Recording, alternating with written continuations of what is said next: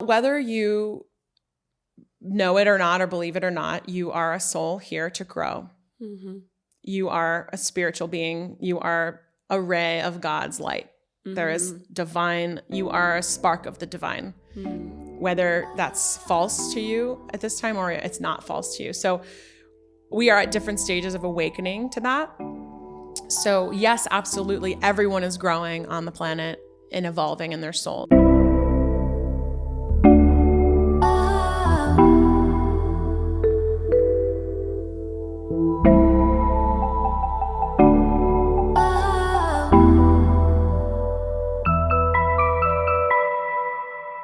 Hello and welcome to Curious Ones podcast by Yandara. I'm Yael Ginzburg, the host of the podcast, a yoga and meditation teacher and philosophy lover. Each week you will hear eye-opening interviews with the different teachers of the Yandara Yoga Institute located in beautiful Baja, Mexico, along with other teachers that pass through here. This life-changing knowledge shared through authentic, heartfelt communication will help you live a happier, more fulfilled, and connected life. Let's dive in. Hello, welcome back to Curious Ones podcast by Yandara. I'm Yael Ginzburg, and I'm so honored to have my guest today, Merry Trentadue. Mary is a nurse and highly trained yoga therapist, a divine light healer, a certified metaphysician, sound healer, and Kirtan artist. So welcome to the podcast, Mary. Thank you so much. It's nice to be here. Beautiful Yandara. Yeah. How are you enjoying the Bhakti Fest so far? It's amazing. I just feel like it's so important to take time out of your schedule to refill socially, spiritually, and doing the things that really feed you and feed your soul. So we're eating together in satsang, we're meeting new people, we're doing kirtan every morning, every night in the middle of the day, sharing these practices, learning from teachers. It's just so important. Retreat is so important to really take a longer than, when we have our morning practice or hopefully our daily practice, but then it just adds on retreat, just the layering. So when we go home, we're just full and we can share. So I love it. I feel like it also reminds us of how it feels like to really be full when you're so clean. I mean, there's no like alcohol or smoking or anything here. And good food, the people that you connect with and who are kind of on a similar journey as you. And then the singing, the kirtan, all the yoga, all the workshops, all the studying, the learning, like developing our mental state, but through our heart. It's the best. Yeah. And really with, such wonderful people, like going on retreat with your, you don't know the guests, we all become friends, but like finding the practices that you want to retreat with and the people that you want to retreat with. So your teachers or your favorite activities like kirtan or something. That's it. I feel like why vacation without kirtan, for me anyway. Yeah, definitely. I mean, there's so many times that we go on vacation and then we come back like totally wiped out. And we feel like we need vacation from vacation. Yeah, very full. Yeah. Happy to be here. Yeah, it doesn't happen like that. Yeah. Here. Definitely. So I want to start with actually your yoga therapy. You have a quote on your website that I thought was really interesting, that we can't even fully grasp the immense opportunities for healing through the power of yoga, which is really exciting. That's your quote. So I wanted to know in what ways yoga healed you. Well, I guess I can just start by I started practicing yoga as a form of stretching during marathon training.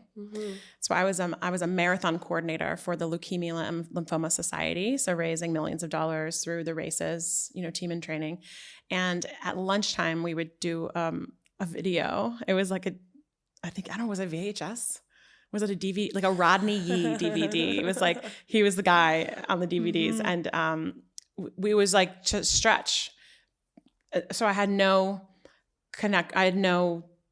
it was just stretching. It was a yoga DVD, so it was like literally to help the muscles through all the marathon training. I was the coordinator. I didn't have to run, but I ran with my team to support them through it was like 6-month season and all this. Wow. And then at some point, that was like in San Diego, and then at some point I like ended up living in Newport Beach, just Orange County, and then a friend was like, "Hey, come try this class. It's like in an old shoe store with like this guy with a beard, and he wears all white, and he serves like vegan food after." And I was like, "This sounds totally bizarre. I'm in."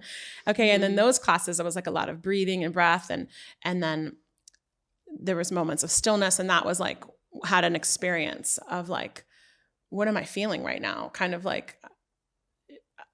So now I think that was connecting with my higher self consciously, but all the breath work and all the breathing, it was like, I didn't know, like it just happened to me instead of like knowing consciously, like I was participating in this ancient practice of yoga. It was kind of like this really funny. And then when I ended up moving back to Encinitas, I very quickly found the Soul of Yoga, which is a beautiful spiritual center, spiritual yoga center in Encinitas. It's like the heart of Encinitas, Soul of Yoga. And that's where I think I was first exposed to Kirtan and different yoga, different than just exercise. It was a 8 limbs studio. So lots of, all of it, not non-dogma studio, but a spiritual yoga studio. So it was just getting exposed to that and feeling transformation. I think initially seeking it was like after I was going through like heart healing or heartbreak, and I couldn't get enough yoga classes. I couldn't get enough sound healings. I needed 3 classes a day. It was like I just really needed, like, when you're in that place, and spiritual workshops and all this stuff. And I did my first ever retreat with Tom Kelly, who was a founder of the Soul of Yoga. Him and his wife, Trisha Kelly, started the Soul of Yoga. And it was like a 5-day retreat called Immersion of Love. And my like higher self spoke to me in that time. And as well, like I wrote in my journal, like a higher self-consciousness writing, like when you're journaling without thinking about it, like I'm going to be a yoga teacher. And I remember I like dropped the pen halfway through because I was a nurse, working as a nurse at the time. And I was like, what? No, oh my God, like, why did I write that? Like, who wrote that? Like, I can't do that. Like, what are my parents going to think? What am I doing? Like, I have so many student loans. Like, what? I can't do that. Like, it was just this reaction of, I dropped the pen, really. So. Like, drop the mic. I dropped, exactly. Like, I literally stopped. Yeah. Like I didn't write the A. Like I was, it was all stream of consciousness after meditating, and then you ask, yourself to like write what's on whatever. Yeah. Anyway, so I guess like how did yoga heal me? It was, I don't know. It's kind of like what aspect of it didn't. I mean, I've definitely been able to like witness, like svadhyaya, self-study, where I can reflect back and like personality attributes, where you're really like polishing the personality, like having to be right or having to control, or even the way I speak can come off not how I mean. And I feel like that's grown a lot as I've grown in yoga. So really like the self-awareness of how has been healed as well. Bhakti yoga, the yoga of devotion, and this is what we say, Kirtan is a main practice, call and response chanting, praising the name, and musical mantra meditation of Kirtan. What aspect has that not healed? I have no idea. Every aspect of my life. So where has yoga healed? It's like everything. And with Bhakti yoga and with yoga, you meet like-minded people, like on retreat. So your yoga studio, your local studio, or your kirtan groups, and then you meet satsang. So these are people that share interest in even free time. What you want to do is we want to sit around and jam. Yeah. And these are your friends. And also you were mentioning like, alcohol and smoke and stuff. It's like, I don't know. It's just not a part of my life because there's nothing that feels like kirtan, honestly. And like, I went to college. I was a college kid. I had alcohol. I got drunk and stuff in my past. But like, the more I just don't even reach for it or look for it, because like hangovers are horrible. Like, who wants to feel like that? It would mess up my sadhana in the morning. I wouldn't want to get out of bed or like go to nature or be in the sun.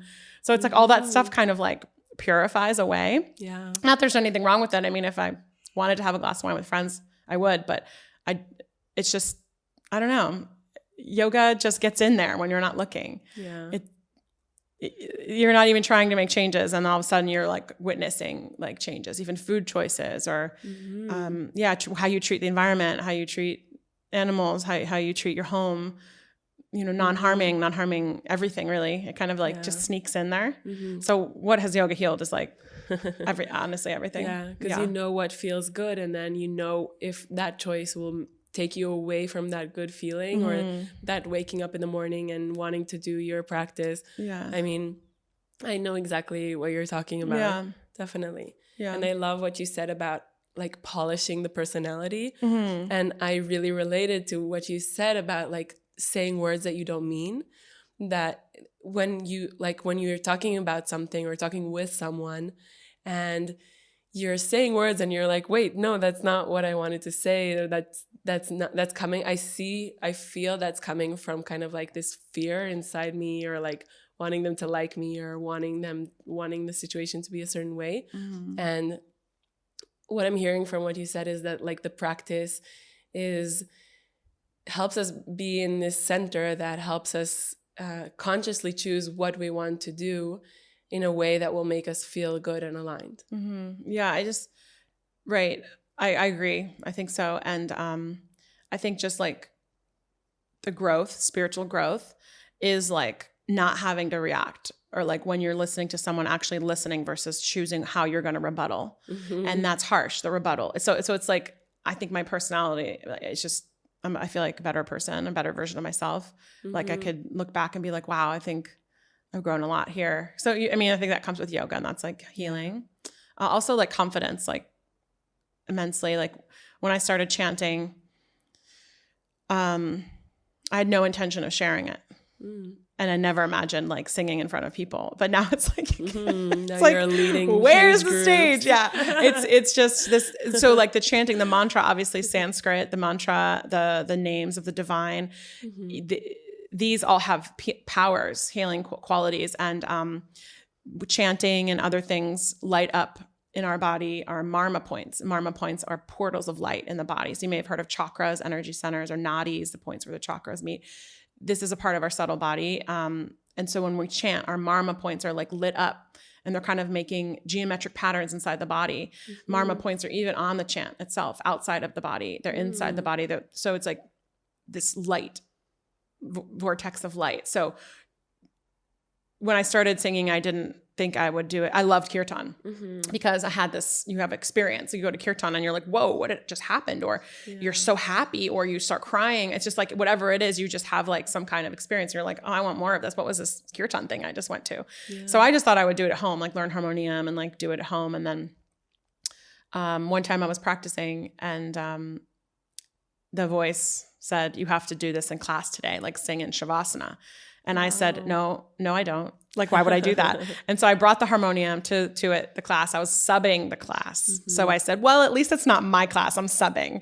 So if I like blow it, like it's not even my class, I'm subbing. So then I did the whole class. It was Shavasana. I take out the harmonium and I like sit down and I like play the first chord. And then I just noticed just the sweat pouring off of my body. And I'm playing the chords. I'm even singing the song. It's one that I'd played and had memorized. So I was like, oh, I can do this one. It was a Loka Samasta, and I know it by heart. I won't mess up. But while I'm singing it, I'm having this like out of body experience, just watching the sweat just drench the keyboard. Wow. So, and then I'm like, wow, isn't the human body so fascinating? Like these nerves, I wouldn't sound nervous, but the sweat was pouring all over the keyboard. So then it's kind of funny to watch, like, when did that stop? Like, just getting used to singing in public and the confidence that comes with it. And then through the chanting, your whole life, I don't know, changes. It's hard to describe, but it's quite a feeling. Like there's nothing else happening when I'm leading a kirtan. When you're leading the chant, it's you, and then all the deities have like a different energy. So if I'm chanting to Krishna, there's a feeling in my body, a mood in the body. If I'm chanting with Shiva, my voice changes, and then if I'm invoking Durga, again, my voice is different and the mood is different in my body. So it's like these deities have these energies, and they're like purifying everything. And whatever you were worried about before Kirtan, or you were sad about before Kirtan, or that was frustrating you, it's like after the mantra, you can sit and just be like, what's left? And sometimes nothing is left. It really does purify. And because through the different names, the different deities, we're evoking different qualities, different energetics, right? Do you really like use that in like certain days? Like, now I need to be brave, I'm gonna use it. Yeah, you can really use it as medicine. You really can, as well. Even just recitation of a mantra in Sanskrit is like that healing quality and property as well. And bringing the mind back. So yeah, you can absolutely use it as medicine. But you also, sometimes you don't know what it's going to bring up for you. Yeah. But anytime I've ever sang Kirtan, I've never not felt different a little. So even if I've really been committed to staying in a bad mood and I'm like, I don't want to be happy today. I'm going to do my best just to stay grumpy or hold this grudge. It's like, it's always a little different after. Yeah. Actually, there's a funny story about how I started leading Kirtan. So I brought a harmonium back from India in like 2017. And prior to that, I'd gone to a Shakti Fest at some point, maybe it was 2016 or maybe it was 2017. I must have been 16. And I was in Govindas and Radha Bhakti Yoga Shala, their yoga class. So, which is just amazing. Bhakti Fest is amazing. You're just going, just like retreat. You're just singing and crying and dancing. And so Govindas was leading class. It was Shavasana. Radha was playing and singing to us. The room had, 300 people in it. I don't know. Wow. And I'm laying there and I can say I don't have like visual Shavasanas. It's like when I meditate, it's quite black. I'm just like, my eyes are closed and I'm resting and feeling the energy and just resting. And that Shavasana, Govindas was saying something lovely. And of course, Radha singing like an angel. And I had this image pop up in my head and it said Kirtan Club in bulb lights. And I was like it was like startling because I don't get images dropped in like this. And so it was just clearly not mine. And it was just really funny. Like the marquee lights, bulb lights, like New York, like it was a play or something. It said Kirtan Club. And I was like, I have to start Kirtan Club. I have to do that. I have to start a Kirtan at the Soul of Yoga. It has to be like weekly. It's, really inspired by Monday night Kirtan at the Bhakti Yoga Shala and like bringing this to people. So then I had a meeting with the owner of the Soul of Yoga, Ryan. And I said, we had a meeting like at lunch or something. And I was like, hi, I want to start a weekly Kirtan. It's called Kirtan Club. And he was like, okay, like when can you start? So say this meeting was like June or something. I was like, October. Hold on, June, July, August, September, October. It must have been May. So I like I was like, I met with him in May. And then I was like, okay, October, 6th or something. He was like, October. I'm like, yeah. He's like, how about July? I'm like, no, it has to be October. He's like, how about like September? Like, let's get this started. I'm like, no, I really need October. He's like, why? And I said, well, I don't know how to play the harmonium yet. And he was like, okay. So I got a teacher and I just worked every day. I learned every week with her. And then I also started so Govindas had Kirtan training at the Bhakti Yoga Shala. And it was 6 weekends, 10 hours a weekend. Leading up to the 6 weekends ended the Sunday before my first Kirtan Club, which was on a Tuesday. So 6 weekends was my last bit of training with him, practicing. And previously I trained with another person for 5 months, like once a week meeting and learning the mantras. And then the Kirtan training ended and then Kirtan Club started. So then it was just like, after that, it was up and running. But it was just hilarious that I booked this with that. I did not know how to play the harmonium. Wow. So it was like an internal, and like that I learned it. It and was able to do it. It was just like really divine. Yeah. And the inspiration was divine. It was like dropped in. Yeah. The whole thing is like really funny. It's cute. That's cute story. Amazing story. It's really inspiring.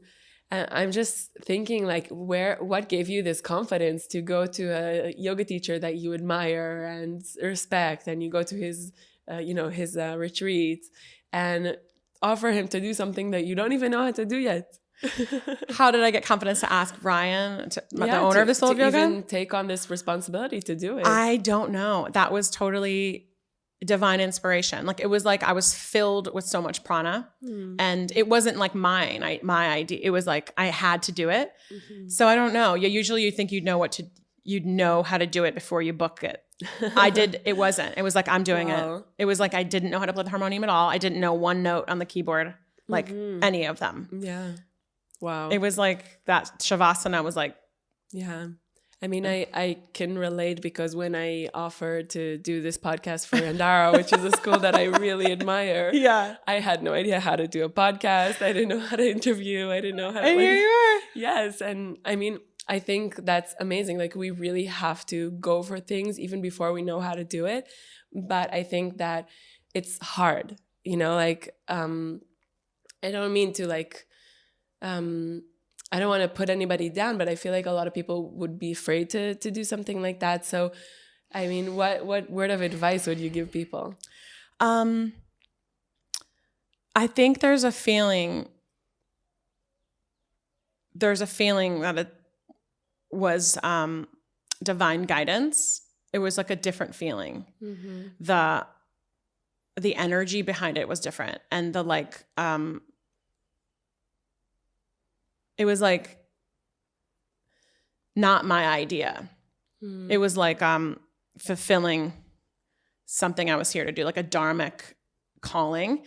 I mean, I probably was nervous. It's hard to remember now because that was back my first time I did Kirtan Club was 2018, and now it's 2022. So we've been, it's been going ever since. But I think it's learning to feel, divine inspiration. And then you're kind of like, well, wait, how do you know if it's your idea or if it's divine inspiration? Sometimes you try it. And if it doesn't work out or it's too difficult, you're like, okay, well, I tried, and then maybe another inspiration comes. And so I feel like you do have to kind of try. Yeah. And it's not bad to try and not work out, because it's like, oh, okay, well, that wasn't the right path. Like we do with jobs. Like sometimes we take jobs, or we're doing jobs, and we're feeling like it isn't a good fit, or we're feeling like this isn't really the great path, or I don't really want to be here every day. Then you try it again, and you're like, okay, so it wasn't the office at the same job. It wasn't the people. It's me. Yeah. Like something inside me isn't feel like energized at work, or when I want to go, like really want to go here and serve here really a lot. And that kind of what happened with me with nursing inside the facilities. It was just like, even if I changed organizations internally, like there was a sadness, a not contentment. It was like internal. So then you're like, well, not what now? What do I do? Like, I need to pay rent. I need to do this. I need to, it's like I'm an independent female. So what do what do you do? But you want to be happy every day. Like everyone deserves to be happy every day. So yeah, I definitely never thought it was possible to have yoga or yoga therapy or healing or kirtan in any way, like something that I could do. And also not have other jobs to, to like, I don't know. I was definitely like, I can't quit. Yeah. Being a nurse or being unhappy here, because how the heck how does yoga do? How could I do this? So that was quite a surprise. That's so beautiful what you said, because I totally agree. And I feel like I want everybody to know this. Like it's so conditioned in us that we have to do certain types of work, and that's considered successful, like, being a doctor, a lawyer, or something like that. And then we get to those places and then we're not happy. Like I used to work as an interior designer, and everybody around me was telling me like, wow, you're so lucky to have this opportunity. Yeah. But I wasn't happy. And it took me a while to realize that, because everybody was telling me like, I'm lucky to have this opportunity. Yeah. And then was really when I noticed how important it is to be aligned with what you're doing. Like it could be an amazing job, but if it's not right for you, then it's never going to work. Yeah. And I also see that about, when you're working with somebody and they're not doing a great job and everybody's like angry at them. And and the boss is like, no, but I'm not going to fire them. Like they need this opportunity. And I'm thinking, but keeping them here in a job that they're not doing well, that isn't right for them, is so much more of a disservice than like telling them to go find their way. Do you know what I mean? Yeah, absolutely. And this is the Kirtan Club feeling was very similar to the feeling that I had that made me enroll in a yoga therapy program.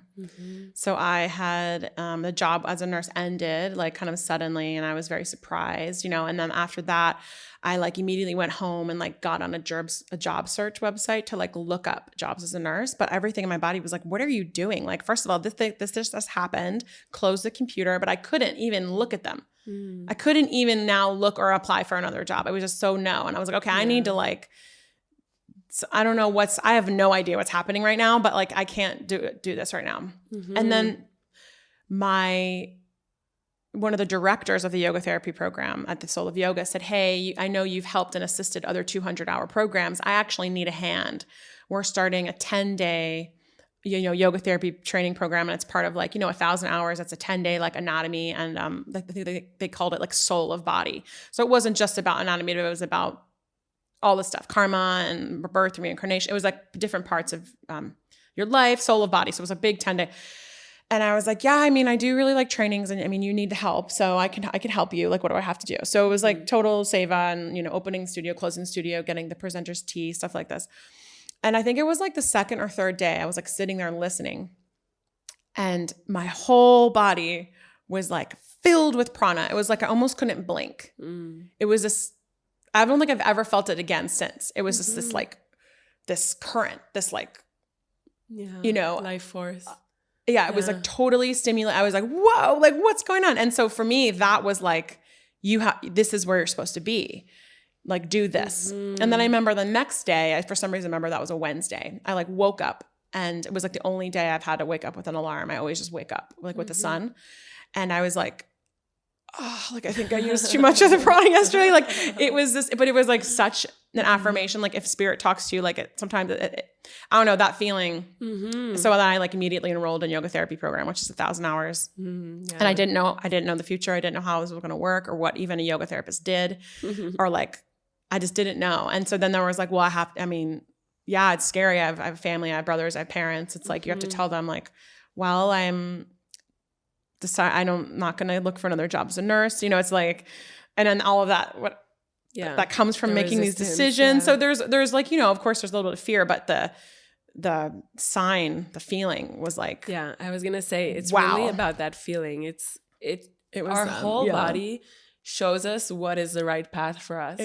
It was something. I mean, I haven't had another feeling like that since. So that was like a really, tangible one. And then like Kirtan Club was like this like image, but that was something. So then I just did the program, and I did it. I mean, I feel like that was a really intense experience that you had, but even in the small moments, our body is always telling us like yes or no, yes or no. And it translates as a feeling. Like, does it feel like expansive? For me, it's like an expansion or a contraction. Yeah. And I think that's part of yoga healing is, can you listen? And can you feel it? Yeah. And one of my teachers, Indu Aurora, she's one of my favorite people to sit with. She said, the language of the subtle body is calm awareness. So just like if you were speaking to me in Japanese, I couldn't do this podcast with you. So if I'm not in calm awareness, I can't speak to my subtle body. I can't feel the energy centers or the rivers of energy, or no, so it's our job to bring ourselves to a state where even communication is possible. And all of yoga brings us there. Yeah. And it's including what you consume mentally, ears, eyes, mouth, what you consume, how you, everything. That's so true because like what we spoke about before, the alcohol, the fast food, TV, the sugar, the TV, it numbs it. It kind of like takes us away. It takes us to the heights, and then you're not able to really feel the subtle. Yeah. So you can't always feel, but I feel like that's from your first question today was how did yoga heal you or something? Well, it's like, what isn't it healing? Because you could just keep experiencing life. I love that calm awareness. Calm awareness is the language of your subtle body. So you meet it there by bringing yourself to calm awareness. And then communion is even possible. Exactly. Wow. I love that so much. So much. Yeah. Beautiful. Beautiful. Hey, I'm quickly interrupting the episode to extend an invitation. If you are interested in deepening into any of the subjects we talk about on the podcast, we offer many different experiences on our beautiful grounds here in Baja, Mexico. From 9-day modules such as sound healing and yoga nidra to breath and meditation, as well as 200 or 300-hour yoga teacher trainings and many different shorter retreats. Check out our website yandara.com to see all the information about the different experiences. Let's get back to the episode. Well, Mary, I would love to speak with you about your healing work. Okay. So you are a direct divine light healer. Yeah. Could you please explain what that is? Sure. So I'm part of a metaphysical school. It's called Spiritual Arts Institute. Mm-hmm. And this is where I learned about the aura and study metaphysics. And I think I've been in the Spiritual Arts Institute since 2014 or 2015, so quite a while. And the classes run, 6-week classes and then then a few weeks off, 6-week classes, a few weeks off. And the kind of joke is like, it's the school you never graduate from because it's like metaphysics. Yeah. It's like you just continually learn. Yeah. You can always deepen somewhere. You just keep learning, different topics and things. So the main teaching and the basis of it is really teaching about your aura and how the aura is the blueprint of your life. So the aura is this energy field around you. Mm-hmm. And if you took a snapshot of it, it would show everything about you, like your mood right now, your energy, emotions, mental state, even what you're good at. So, really? So say you're, you're doing this production, you're inspired to do that, and you had light blue, powder blue in your aura. It means you have divine inspiration. Mm-hmm. Or say you had like a lot of turquoise in your aura.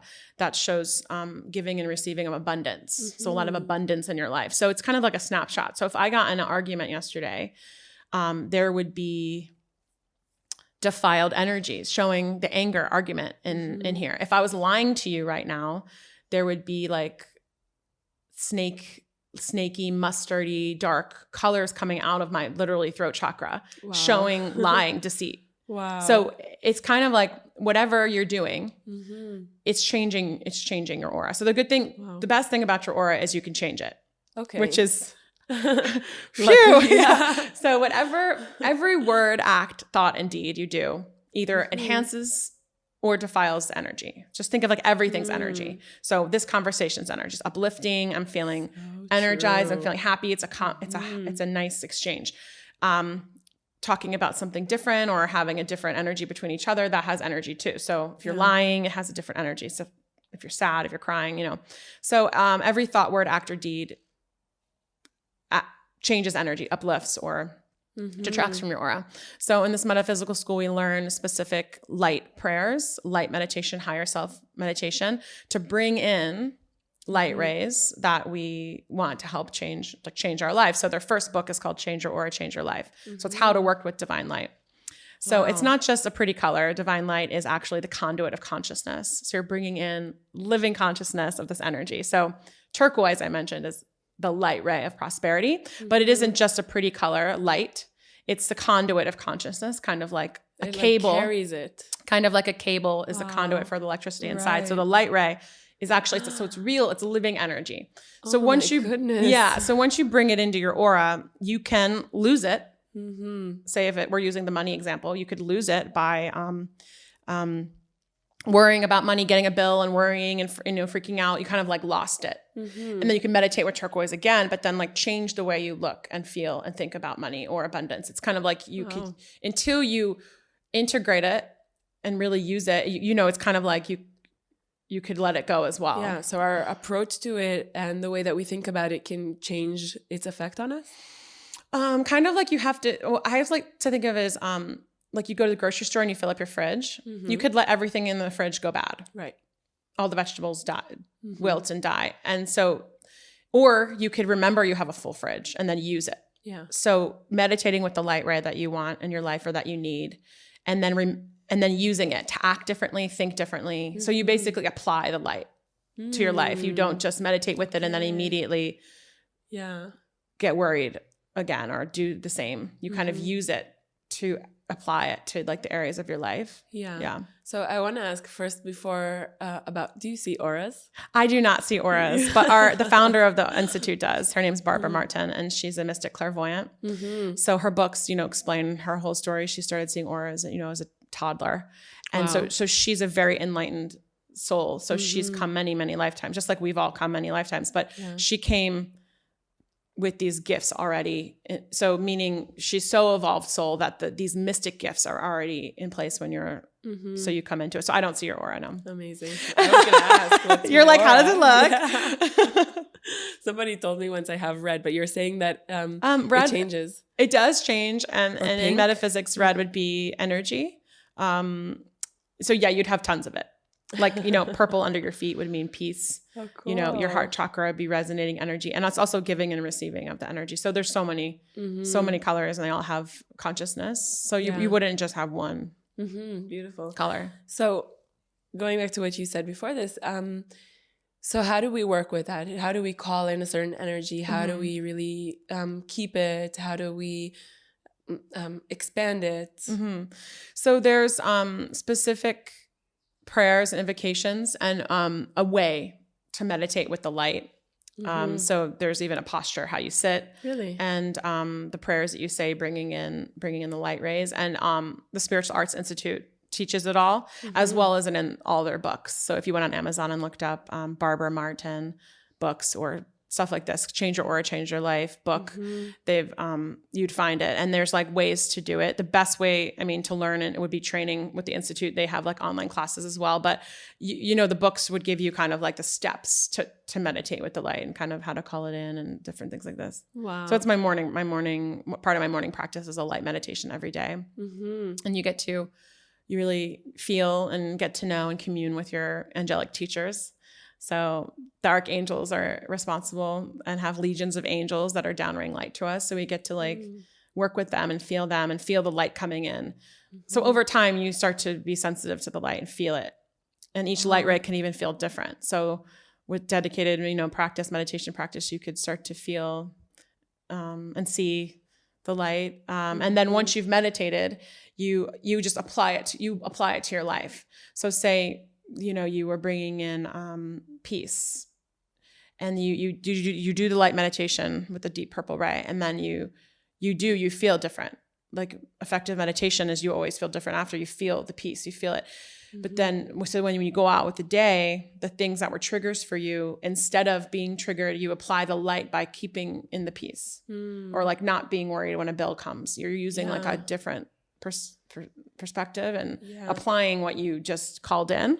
But I'll still do meditation every day, light meditation every day. So it's not like, I've applied it all, I'm good. It's like, it's that time to like commune with your teachers, your angelic teachers, the angels, and you're growing your aura, building your aura.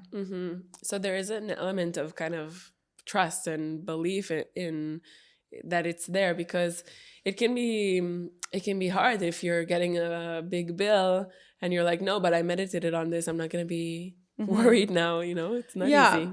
Yeah. But see, we're in the world and we do have bills. We have to pay them.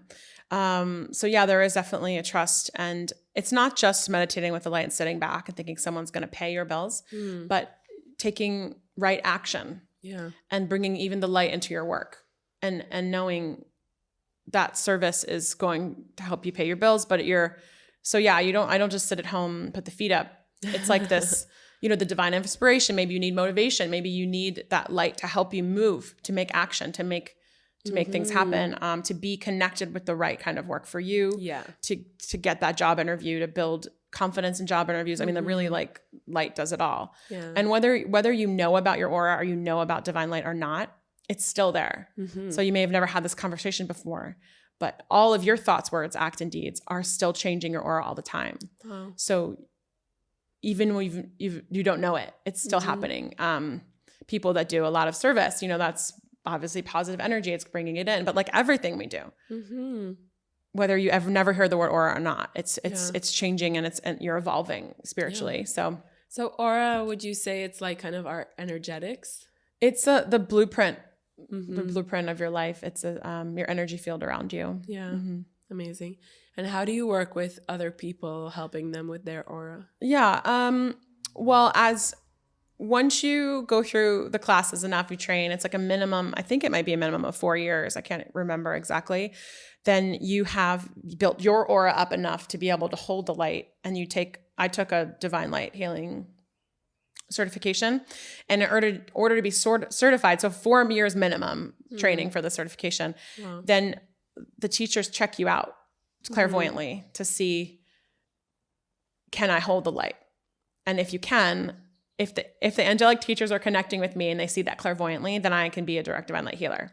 If the teacher sees your connection to... Yes. Okay. So I was observed, checked out like clairvoyantly to see, am I making the connection with the angelic teachers?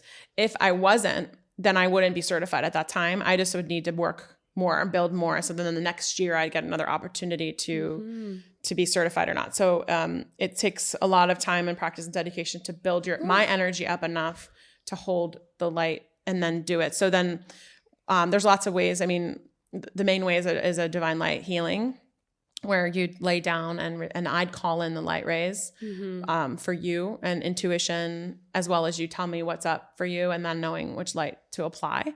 And then you, just like any other energy healing, you lay down and relax and see. Like you need something more, you need something less. You would just lay down like on a massage table and relax, and then I do the light healing you. So when I'm doing a light healing, I'm not the healer.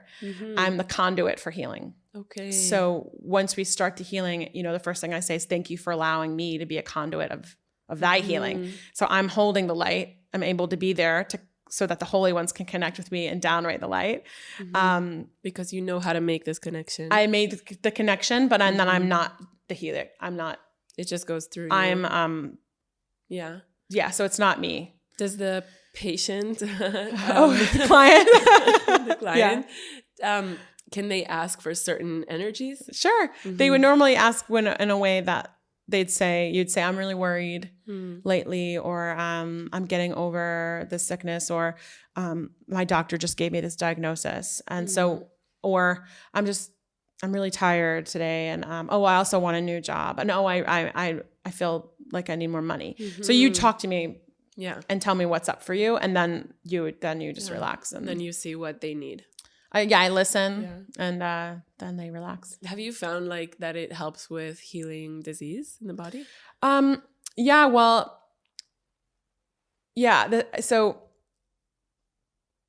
you have a lot more than just your physical body. Of course. So your spiritual anatomy.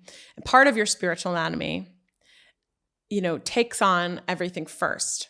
If at that point, and then it will come into the physical body. So kind of like your aura first, if something's going to come into your life, it's in your aura first. So that's why working directly with the light is great, because it can kind of bring it into your life even faster. It has to be in your aura before it's in your life. So same like with sickness, there's a part of our spiritual anatomy that is here to support the physical body. But once it gets even too run down, then it comes into the physical body. So working with light, and in general, like your whole life, like supporting your physical body, it's part of your spiritual anatomy, would almost get sick first before you even do. So, I mean, absolutely, right living and using the light, and as well as other ways. So it's not just divine light that you stay healthy or be healthy, but so working with the light, yes, can help in all aspects, not just emotions, and of course, physical healing. Wow. So, wow, that's incredible. So actually what we're experiencing in our body, and I know this to be true, first is we're experiencing in our energetic body. Yeah. And then it just manifests in the body. Like it's so common. Yeah. It's so common to see like a rash or something when we're nervous, or I had a spasm in my back when I was fighting with my sister. Like it's so common. The body. Yeah. But it was so obvious that the reason wasn't physical. It was something that was happening with me. Yeah. So that's like, we're kind of jumping all the topics, but this is a lot what yoga therapy is. So you have a shoulder pain, and you go to doctors and they do MRI, they do x-rays, you go PT, you're like, no, I have a deep pain in my shoulder, but nothing's showing. And then you come to a yoga therapist and say, hey, I have this pain in my shoulder. Here are all the x-rays, nothing's wrong, but I have this deep pain in my shoulder. So then I listen. Maybe the story about your sister fighting with your sister comes up. Maybe it doesn't at that session, but we see you as a whole being. You're not just a diagnosis. You're not a cancer diagnosis, or you're not a shoulder pain. You're a whole being. So with yoga therapy, we see you as a whole being. So you have energy centers, you have an emotional body, you have spiritual anatomy, you have physical needs. All of this is part of you. And in the session, listening, different tools are applied to address or meet the shoulder. And maybe in that session, maybe in, the third session, it comes out that like, oh my gosh, I just had this message to like, I need to contact my sister. You know what? I haven't talked to her in 5 years. We had a really bad fight. And then maybe you do, and maybe the shoulder pain goes away. But I mean, it could not be that simple or that complicated. It's kind of like, that's basically what yoga therapy is seeing you as a whole being. And it's not one specific session. It could be a lot of the subtle. It could be yoga nidra, body sensing, listening. It could be light meditation. It could be a light healing. It could be chanting.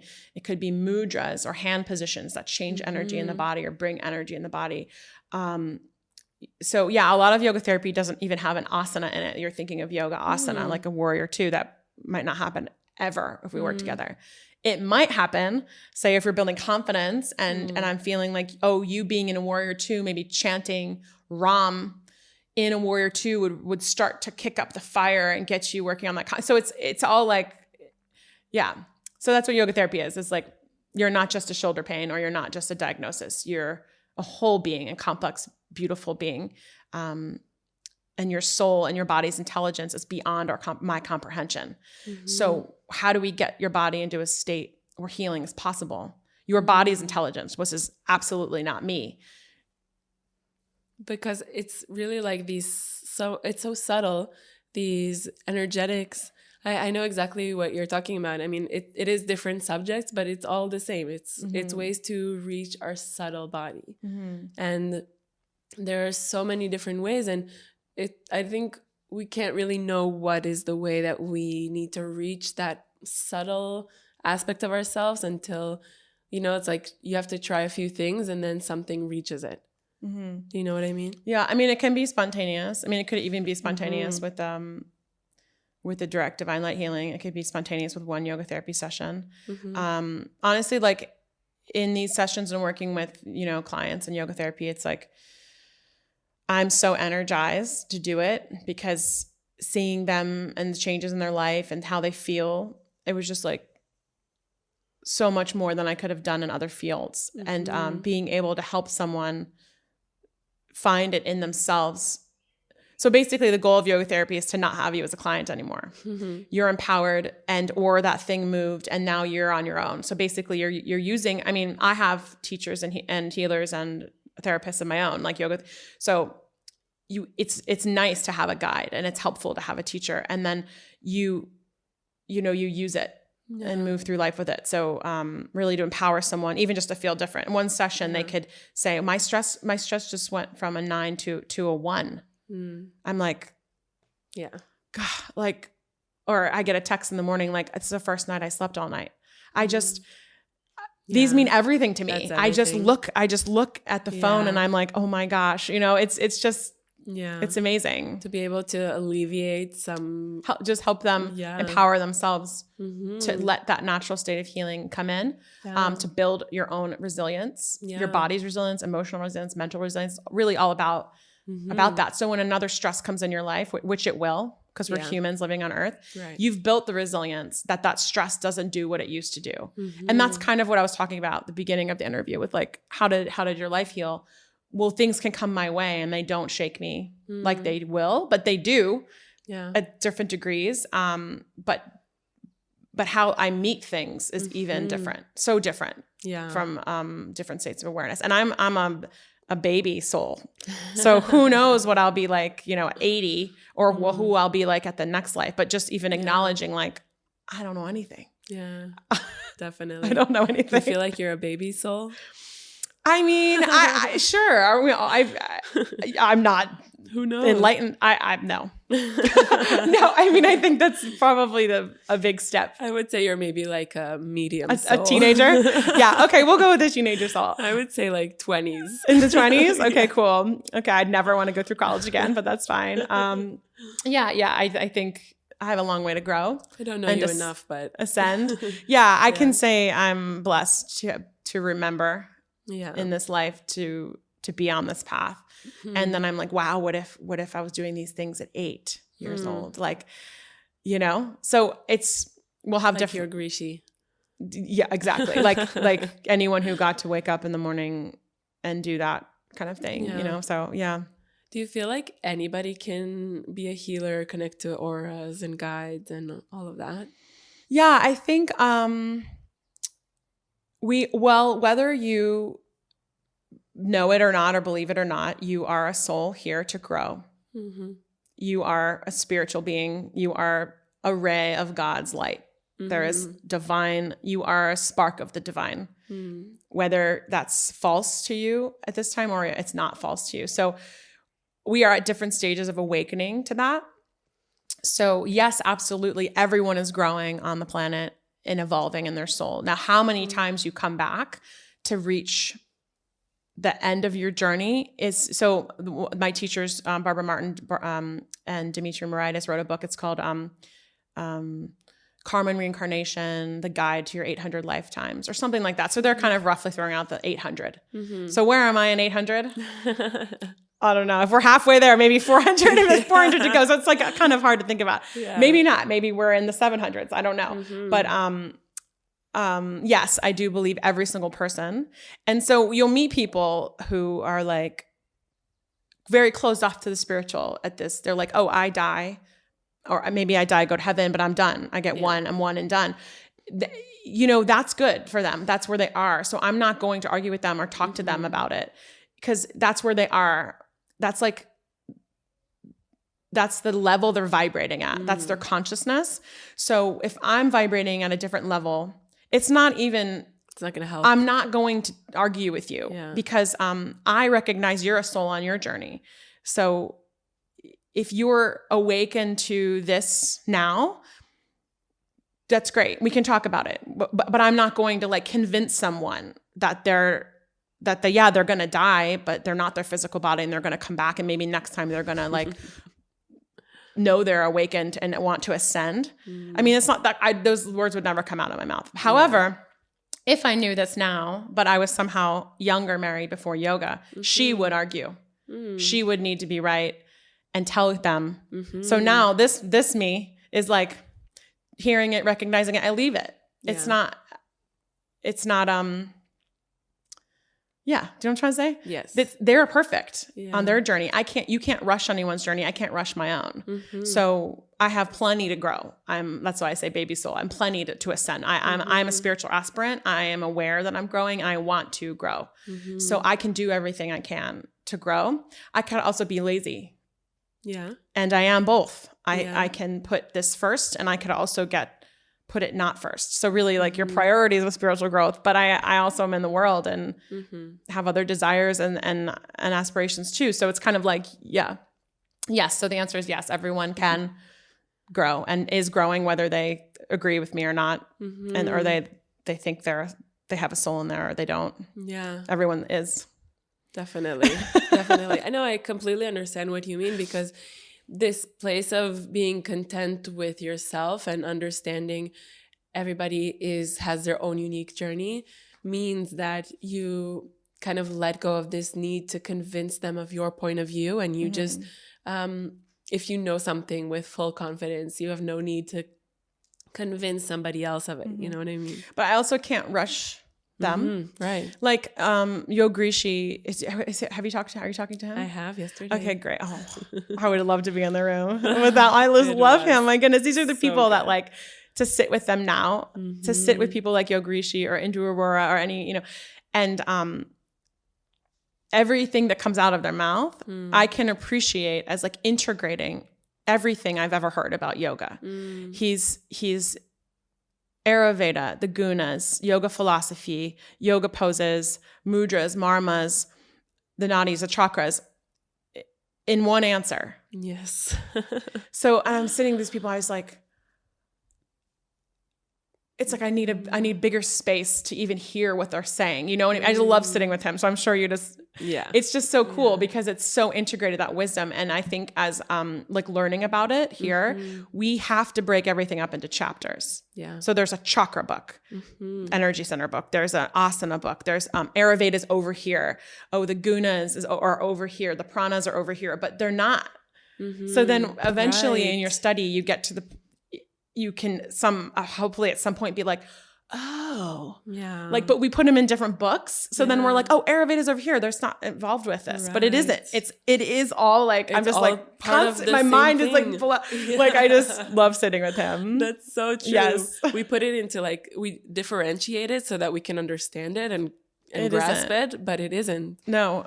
That's so true. I love it. All of it. Aren't we so lucky to be here? Yeah.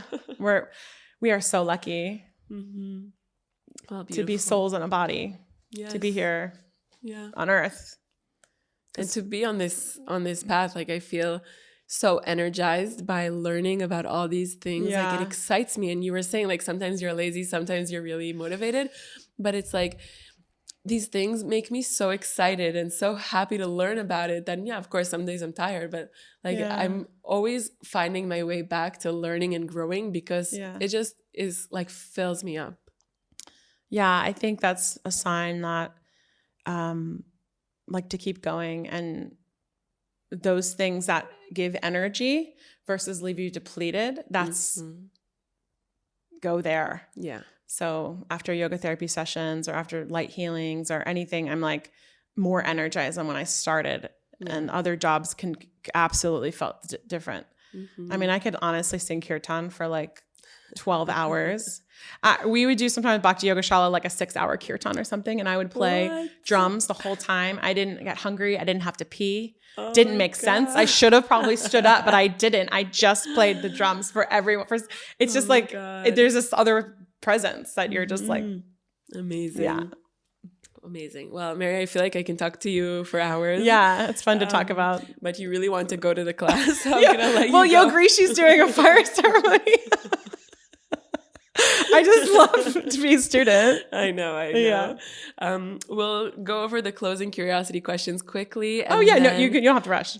And then I would love for you to sing us a little song. Okay, we'll see. So the first question is, what is something you've changed your mind about? Well, I don't know. This is going to be like a super yogic answer, but my body decided I was a vegetarian, and that is not something my mind decided. It was another one of those things. I was like sitting outside of the Bhakti Yoga Shala after one of these Kirtan trainings that were in person, and there's a restaurant there. It was on Arizona Street, and the restaurant was called like Tender Greens or something. And I was eating an ahi salad, like seared ahi fish with salad and stuff. So I always was eating like healthy, clean, like to me, clean food and everything. And I was eating the salad outside of the Bhakti Yoga Shala, and this is like, I don't know, 3rd or 4th in-person 50-hour, 60-hour Kirtan training. So much mantra. And I'm eating the salad with the fish, and then internally I hear, oh, this is your last fish. And I was, so it's like again, that voice that sometimes I hear it. And it was like, that's so interesting. This is like your last fish. It was a very random day, like non-significant lunch. It was just sitting on the bench outside of the Bhakti Yoga Shala, and it was just like this voice. And so I was like, I'm Italian. I was raised Italian. I mean, raised in America as an Italian, like always meat. It's just clean food. My parents didn't fry food. We cooked every dinner, but it was always meat. So it was like I was like, oh, okay. So it was like my mind was changed from inside. And meanwhile, I thought I was just there to learn Kirtan. But these hours and hours and hours of chanting and yoga, and it just like, I learned Kirtan, but so many other things like it changed from that. So I guess that's my answer for that is like, I'm a vegetarian, which I never, and it wasn't something I tried to do, or I didn't do it for a diet or because somebody said it was better. Plus I'd already been in yoga therapy and yoga where many teachers and yogic paths say eat sattvic, don't eat animals, Ayurveda, all this stuff. So, and Ayurveda doesn't say be vegetarian. But Ayurveda is very much what heals your body. So anyway, all those people, even some teachers in my yoga therapy program said kind of, you must be vegetarian. And I was like, it just wasn't, anyway. So internally, it was changed from inside and not something I decided to do. And I never thought about it again. It wasn't a willpower thing. It was like an internal change. So I don't know if that counts. I changed my mind about it. Well, that happened the same to me. A little different, but But it was like my body, like, no, that's not for you. Yeah. I don't know. It was very surprising. Yeah. Well, you connected to the calm. How did you call it? Calm consciousness? Calm. How do I connect to calm awareness? Calm awareness. How do I reach calm awareness? I'm saying that you connected to calm awareness. Oh. Yeah. It was just internal voice told me. Beautiful. Yeah. Next question is, what is something you didn't think you could do and you did? Oh. I mean, I guess some memories are coming up of like, you know, when you feel like you really are going through something deep emotionally, and then you're like, how am I going to ever not feel this way? But then looking back on those moments now, you're like, oh, I don't feel that anymore. Yeah. So I think sometimes we're in deep pain, whatever it's caused by, deep emotional pain or deep chaos in your life. And you're like, how am I going to do this? Or like, how am I not going to feel this like this? And then now I don't. Yeah. So I feel like, I don't know, did I ever think I wouldn't get through something? I'm sure there's been times where I was just like, yeah, you kind of are like, is this my new normal? Is this pain? So, but we do, we don't feel it anymore. We grow and move past. But I think in the thick of something, like heartbreak or trauma, some kind of disappointment, you're just like, but we grow and move. I totally know what you're talking about. Of course. What gives you hope? I guess, faith and trust in the divine plan, that it's not my will anyway, gives me hope.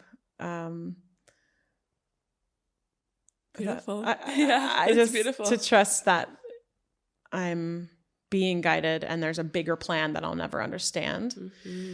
Even when I'm disappointed or upset or things hurt or things aren't for me that I wanted.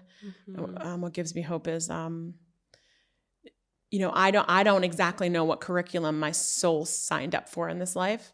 What karmas I'm here to balance, and those lessons are going to come. So whether consciously I want something, but it isn't a lesson for me, or the lesson is not to have it. So hope is remembering that I don't exactly know what curriculum my soul signed up for, but I am here to balance that energy, to balance these karmas. So that kind of is I bring that thought in when something when I need it. And it's all for us and not against us. Yeah. Trust in the divine plan. Beautiful. And last question, what are you curious about right now? Well, this word is in my field lately. I've been actually using the word curious really recently. So I lead new moon ceremonies online and in person every new moon. And part of the new moon ceremony, a major part of it is writing down your wishes and turning them into sankalpas, or heartfelt desires. And so sometimes we're like, I have no idea how I'm going to get this. And that's part of it, is like, do you believe you could have it? So say I write down, I'm, going to own a home in Encinitas, California. Like,